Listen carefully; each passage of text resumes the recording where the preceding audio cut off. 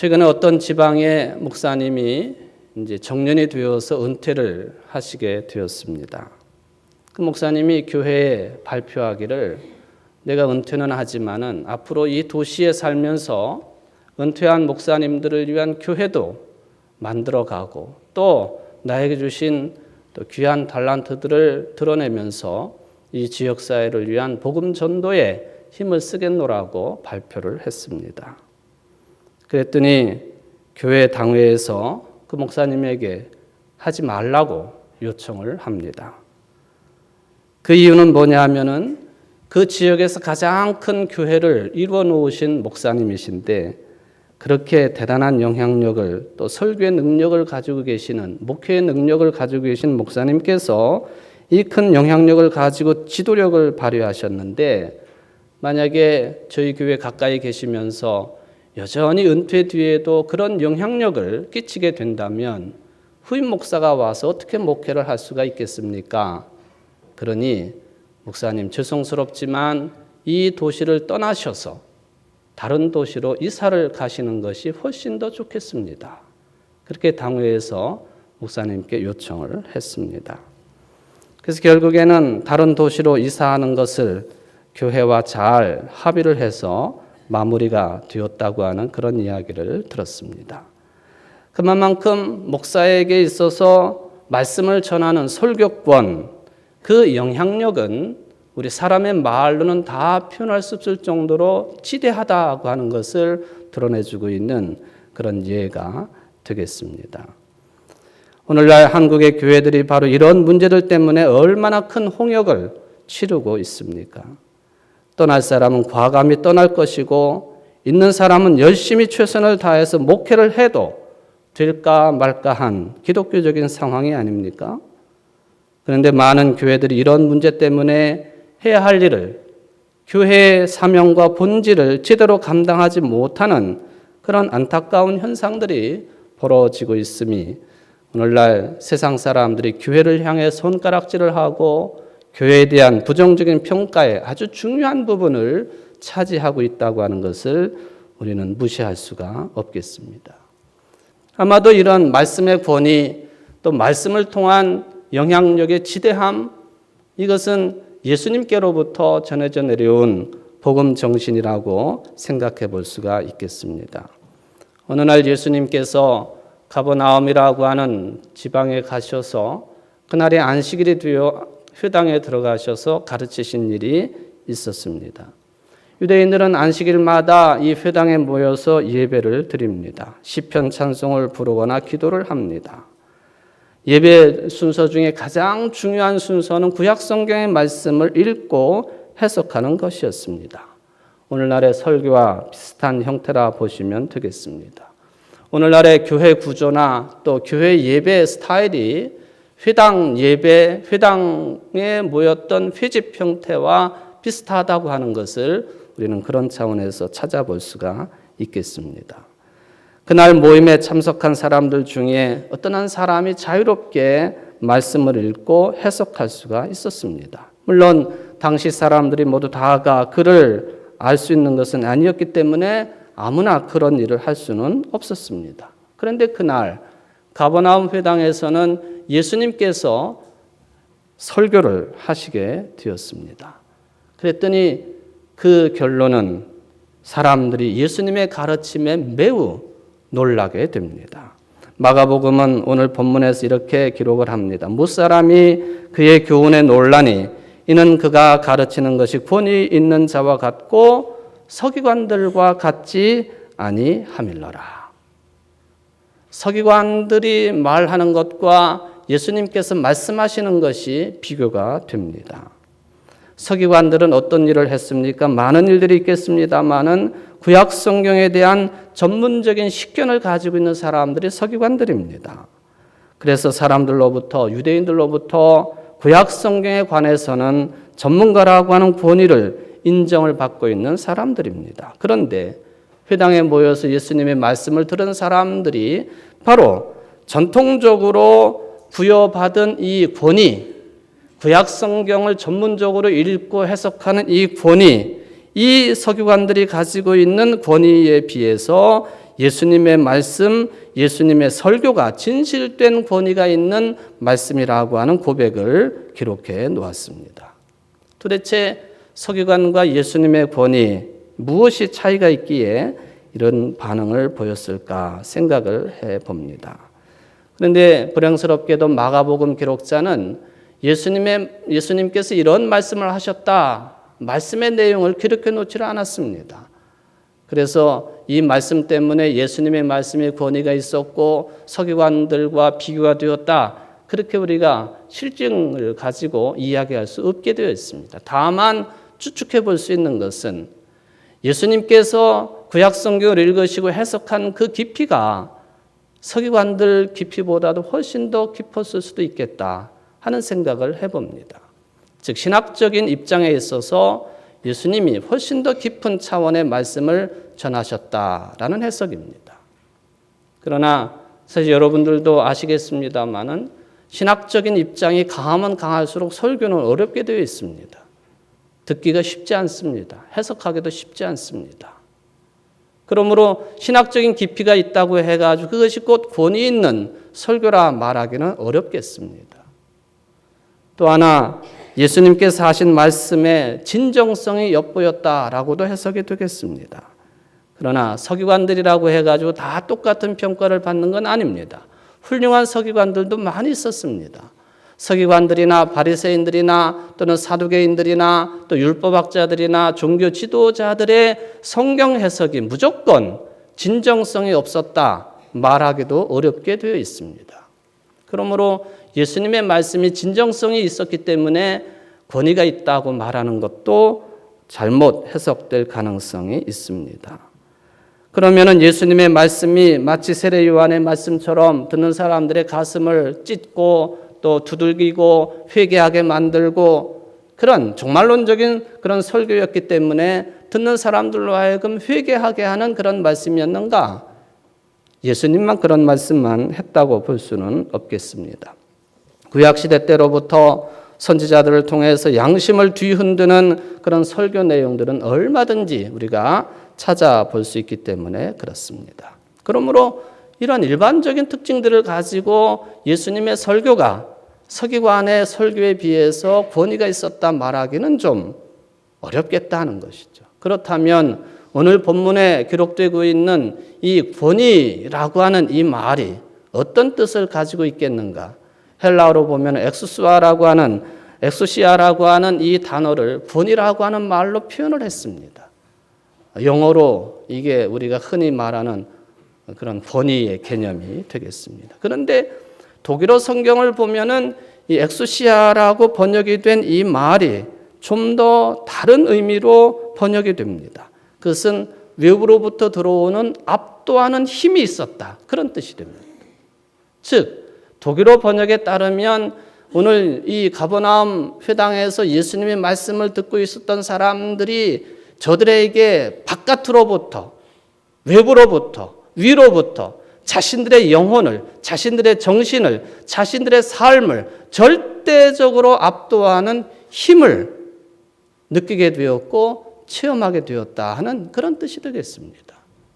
단순한 의미의 권위가 아니라 자신들이 지금까지 경험해보지 못했던 그런 엑수시아, 하늘로부터 내려오는 압도적인 힘을 예수님의 말씀을 통해서 경험했다, 그런 뜻이 될 수가 있겠습니다. 여러분, 지금까지 수십 년 신앙생활을 하시면서 말씀을 통하여 들려지는 하늘의 음성을 통하여 이 압도적인 힘을 몇 번이나 경험을 하셨습니까? 위로부터 내리시는 하늘의 능력을 얼마나 체험을 했느냐 하는 그런 질문이 되겠습니다. 나는 그런 경험이 없습니다. 그 말은 곧 나는 진실되게 하나님을 만난 경험이 없습니다 하는 답변과 같겠습니다. 교인이 되었다고 해서 모두 다가 하나님을 만나는 것은 아닌 것 같습니다. 예배를 잘 드리는 것 같지만, 기도를 청산유수로 잘하는 것 같지만, 성경 말씀을 매번 읽지만 여전히 영적으로 빈곤한 상태에 놓여 있는 것이 오늘날 우리들의 모습은 아닙니까? 세상의 삶에도 매너리즘에 빠져 있지만 영적인 신앙생활, 교회 생활에 있어서도 이 매너리즘에 빠져 있는 꼴이 되고 말았습니다. 이러다가 보니까 주님의 일을 감당하기보다는 사소한 일에 목숨을 걸고 싸우는 일이 많아졌습니다. 현대 교회들이 그래요. 한국의 교회들이 그렇습니다. 별것 아닌 것을 가지고 마치 생명을 걸고 싸우는, 이거 내가 빼앗기면은, 이거 여기서 내가 넘어지면은 죽을 것과 같다고 하는 그런 사명의식을 가지고 목사와 장로 사이에, 성도들끼리, 목사와 교인들 사이에, 교인과 교인 사이에 심각한 싸움을 벌이는 현상들이 우리 한국 교회를 지배하고 있음을 우리는 직시를 하고 있습니다. 영적인 매너리즘에 빠져 있는 꼴이 아니겠습니까? 그런데 2000년 전 그날 가버나움 회당에서 예수님의 말씀을 들은 청중들은 그 모든 자신들을 잡아 끌고 일상성에 매몰되게 하고 매너리즘에 빠지게 하고 수없이 많은 서기관들의 설교를 들었지만은 감흥이 없었던 저들에게 영혼이 환하게 밝아질 수밖에 없는 그 어떤 압도적인 힘을 예수님의 말씀을 통해서 경험을 합니다. 놀라운 경험이었습니다.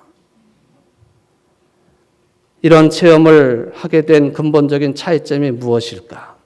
가장 큰 차이점이라고 한다면 우리가 흔히 농담 삼아 하는 말입니다만 수당께 3년이면 풍어를 읊고 식당께 3년이면 뭐를 끓일 줄 안다고 그래요? 라면을 끓일 줄 안다고 그러잖아요. 서기관 3년이면은 뭐래도 흥얼거릴 수 있게 되어 있는 거예요.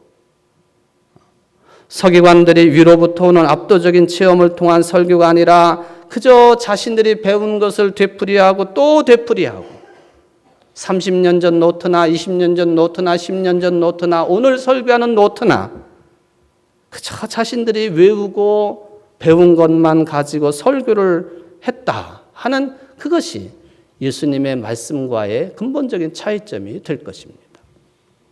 사두개인들의 말은 똑같은 말을 되풀이하는 거기서 그쳤기 때문에 예수님의 설교와 비교가 됩니다.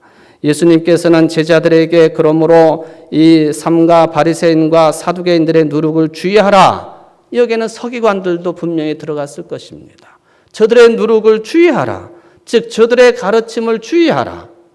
저들은 말만 하지 삶은 비어있다. 그러므로 저들의 가르침을 주의하라고 하는 그런 경고의 말씀도 제자들에게 주신 것을 우리는 기억을 합니다.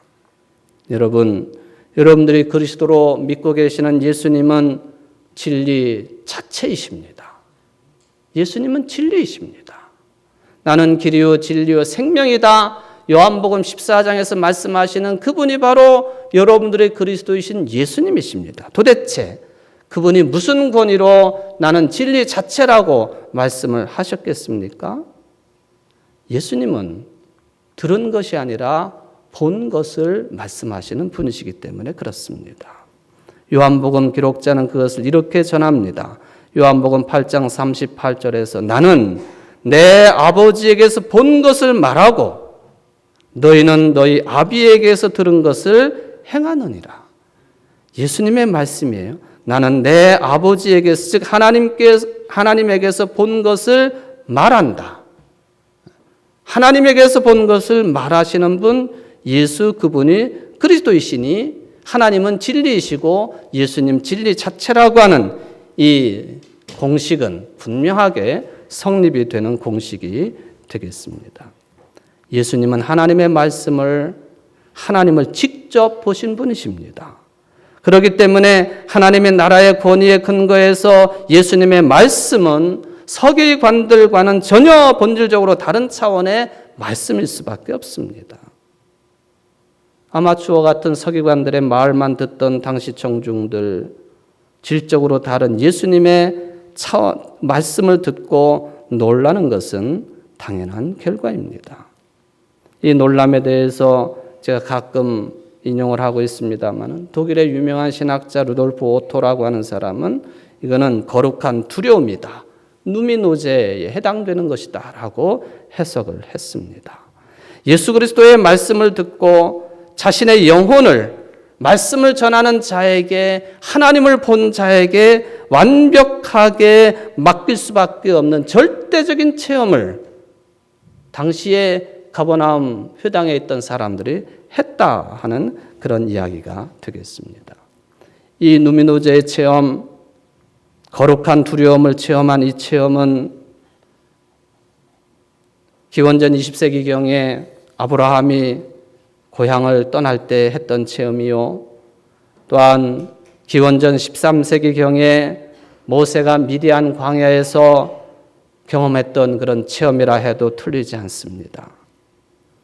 모세에 대해서 잘 아시겠습니다만 그가 어느 날 전혀 새로운 광경을 목격을 합니다. 광야에 쓸쓸히 서 있는 가시덤불 나무에 불이 붙기는 했는데 그것이 열을 내거나 타지 않는, 소위 말하면 인간의 경험을 훨씬 뛰어넘는, 즉 인간의 말로 전할 수도 없고 감정으로도 전할 수도 없고 인간의 글로도 표현할 수 없는 이런 인간의 경험과 체험을 훨씬 뛰어넘는 그런 체험을 하게 되었습니다. 바로 루돌프 오토가 이런 경험이 누미노제의 경험이라고 해석을 합니다. 감추어져 있는 것을 만난 경험입니다. 라틴어로 보면은 미스테리움의 경험입니다. 미스테리라고 하는 영어 단어를 사용합니다만은 감추어져 있는 거예요. 하나님의 존재라고 하는 것, 이와 같이 우리 인간들의 부족한 인식과 말과 생각과 판단과 신앙으로는 아무리 하나님을 다 보려고 해도 볼 수 없는 존재라. 기껏해야 하나님의 일부를 이해하거나 하나님의 일부분을 발견할 따릅니다. 누미노제라고 하는 이 말에 가지고 있는 속성 중에 하나입니다.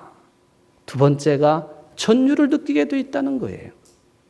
이런 누미노제의 경험을 하게 되면은 트로멘둠, 하나님 앞에서 모든 인간은 떨 수밖에 없는 존재가 된다고 하는 경험입니다.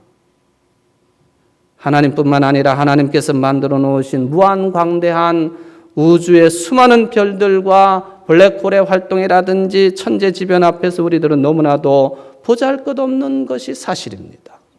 떨 수밖에 없게 되어 있어요.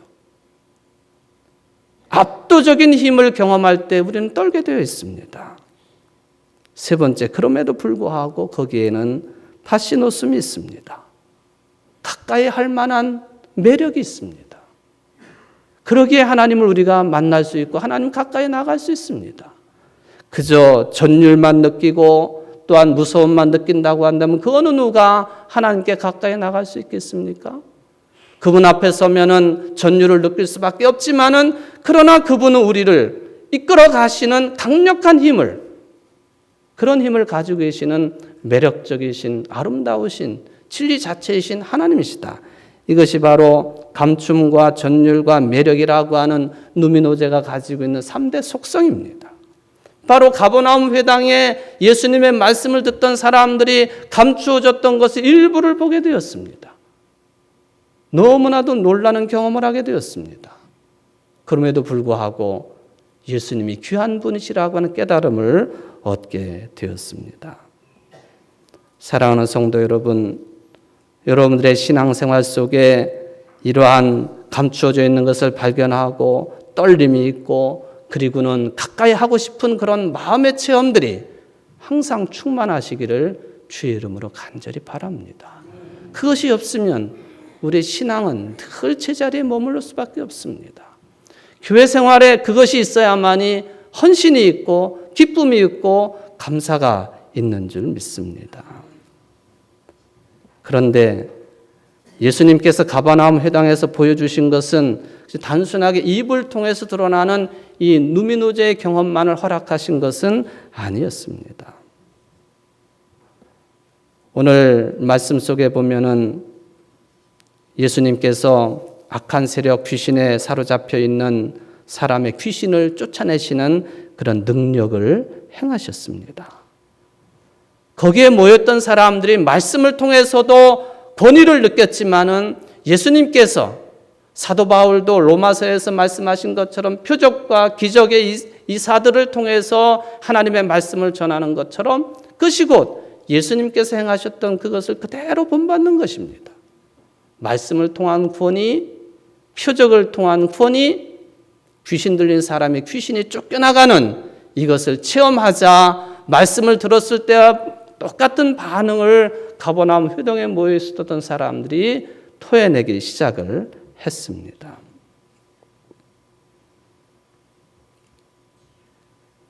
그런데 오늘 본문에 보니까 이렇게 귀신으로부터 해방을 받은 그 사람이 어떤 과정을 거쳤는지 기록을 합니다. 더러운 귀신은 쫓겨나갈 때 귀신 들렸던 사람에게 고통을 안겨주었습니다. 26절에 보면 더러운 귀신이 그 사람에게 경련을 일으키고 큰 소리를 지르며 나오는지라. 악령으로부터 벗어날 때 경련이 일어났습니다. 영적인 상태인 것 같지만은 또한 영적인 상태가 아닌 세상적인 힘에 매여 있었던 어떤 사람이 성경이 말하고 있는 이 압도적인 힘에 의해서 움직이려고 한다면 악령이 일으키는 경련과 같은 고통의 순간을 감수해야 된다 하는 것입니다. 이게 두렵다고 해서 머뭇거리면 압도적인 힘을, 누미누제를 우리는 경험할 수가 없는 것입니다. 이처럼 예수님께서는 말씀을 통하여 권위를 보이시고 또한 귀신을 쫓아내시는 이런 구체적인 표적을 행하심으로 권위를 또한 드러내셨습니다. 예수님은 말씀만 하시는 분이 아니라 초대교회 시절에 그 이전부터 이런 기적과 이사와 표적을 통하여서도 하나님의 말씀의 복음이 편만하게 펼쳐질 수 있도록 역사를 하신 분이십니다. 이 말씀은 오늘날 우리들에게도 귀한 귀감이 됩니다. 복음을 전한다고 하는 것이 말로만 되는 것이 아니라고 하는 사실입니다. 말과 함께 우리들이 섬기는 그런 삶을 통해야만이 복음은 온전하게 전해질 수 있다. 이것이 예수님을 통해서 또 사도 바울의 로마 교인들에게 보낸 편지를 통해서 나타나고 있다고 하는 것을 우리는 기억을 합니다. 예수님께서 십자가에 달려 죽으실 때에 양쪽 편에 같이 매달려 있던 강도 중에 한 사람, 저를 용서하시고 천국 사람으로 인정을 하십니다. 분명히 말씀을 하셨습니다. 그러나 예수님은 십자가에 달려 계십니다. 예수님은 말씀을 함과 동시에 자신의 몸을 바치는 섬김을 통해서 저를 천국 사람으로 이끌어 주신 분이십니다. 여러분, 입만 살아있는 교인들이 되어서는 안 됩니다. 여러분들의 삶이 예수님처럼 섬김의 삶이 될 때에 여러분들의 복음을 전하는 말과 섬김의 삶을 통하여 복음은 온전하게 완성되는 것을 믿으시는 여러분들 되시기를 바랍니다. 복음을 전하십시오. 우리가 지금은 나그네 되어도 천사가 흠모할 만한 사람들의 무생명을 살려내는 영혼을 구원하는 말과 삶으로 섬김으로 복음을 전하기에 부족함이 없는 여러분들 되시기를 주의 이름으로 축원을 드립니다.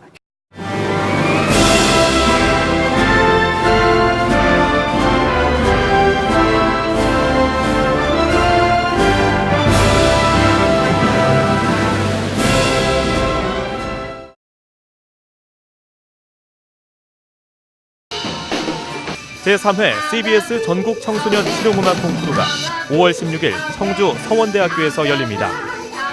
청소년 실용음악 콩쿠르는 초, 중, 고, 대학 일반부로 나눠 보컬과 기타, 피아노, 드럼, 타악기 등 부문별로 재능을 겨루게 됩니다. 대상에는 문화체육관광부 장관상과 상금 500만 원이 주어지며 각 부문별 최우수상에는 100만 원의 상금이 주어집니다. 신청은 오는 4월 13일부터 27일까지며 자세한 사항은 청주 CBS 043-292국에 4100번으로 문의하시기 바랍니다. 청소년 여러분의 많은 참가를 바랍니다.